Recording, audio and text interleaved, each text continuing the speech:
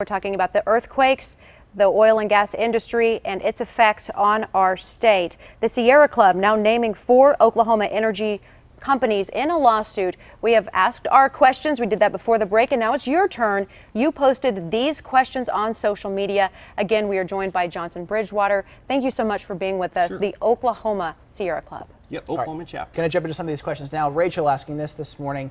Have you considered the unintended consequences of the lawsuit? What about the jobs, livelihood of our fellow Oklahomans? Sure, absolutely. Like I said before, if you looked at this as a business equation and you balance the impacts to the state as a whole economically, we absolutely have looked at all of that. And the numbers concerning the economic impacts to other industries, real estate, for instance, the people who actually have the damage and the impact on people moving to and from the state, it's all part of a big equation. So you're saying earthquake damage and the larger picture from fracking, the damage from that is more than the profit we're getting from oil and gas? Yeah, if you weigh those numbers, and I would also like to point out that tax breaks and tax incentives given to oil and gas over the last 2 years probably equal the amount of money we're talking about that would be impacted on the earthquake issue. But I still am positive that it's a false dichotomy. If this was a product that was on a shelf injuring people, that product would be pulled off immediately. There would be no question. We look at this as this process is causing a problem to the general public and it needs to be dealt with. This should be about safety well above the dollars at this point. No one has been seriously injured by these earthquakes at this point that we know of here in Oklahoma. No, there have been injuries, but I do not know of any loss of life. Loss of life. April wants to know this, since they're pretty active, meaning the Sierra Club, pretty active in stopping transportation lines from being built, would they be willing to side with those opposing the new turnpike?